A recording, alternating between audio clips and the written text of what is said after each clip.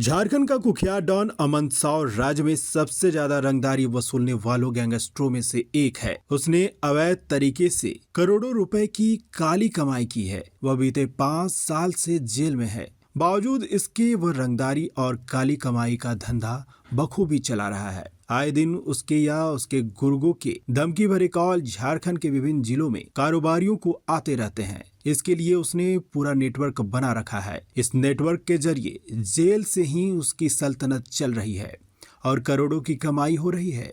बीते 5 साल से पुलिस यह पता लगाने में जुटी है कि अमन अपनी काली कमाई के करोड़ों रुपए कहां खपाता है। उधर एनआईए भी झारखंड के टेरर फंडिंग मामले की जांच कर रही है। इसी क्रम में एनआईए ने कुख्यात अमन साव के करीबी और उसके गिरोह के गुर्गे शंकर यादव को पिछले दिनों बिहार के भागलपुर से गिरफ्तार किया है। इसके बाद अमन साव की काली कमाई के राज परत द परत खुलते चले गए। फिर एनआईए ने उसे 3 दिन के रिमांड पर लेकर पूछताछ की। पूछताछ में एनआईए ने कुख्यात अपराधी अमन साव की लेवी रंगदारी की काली कमाई के निवेश से संबंधित जानकारी जुटाने की कोशिश की और जो जानकारी मिली उससे पता चला कि अमन साव ने झारखंड से लेकर बिहार और बंगाल तक अपनी काली कमाई खपाई है। वह 3 से 4 राज्यों में रियल एस्टेट के धंधे में अपनी काली कमाई को इन्वेस्ट कर रहा है। अमन साव का करीबी गुर्गा शंकर यादव बिहार के भागलपुर जिले के बरारी थाना क्षेत्र के Bhind polytechnic college housing board colony स्थित क्वार्टर नंबर 6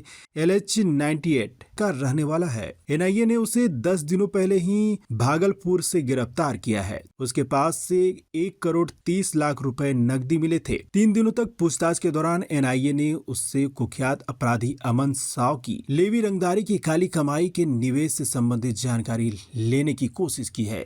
अब एनआईए शंकर यादव से मिली जानकारी के आधार पर आगे की कार्रवाई कर रही है।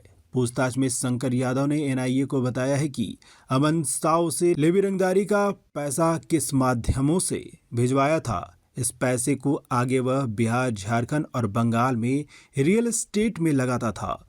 इस पैसे से कई बिल्डरों और जमीन कारोबारियों और प्रॉपर्टी डीलरों को फंडिंग की जाती है। एनआईए ने उससे पूछताछ में यह भी जानकारी ली है कि अब तक अमन साव का कितना पैसा उसने कहां-कहां निवेश किया है। शंकर यादव को अमन साव का काफी करीबी माना जाता है। अमन साव जेल में रहने के बाद भी उससे संपर्क में था। इस बात की जानकारी भी एनआईए को मिली थी।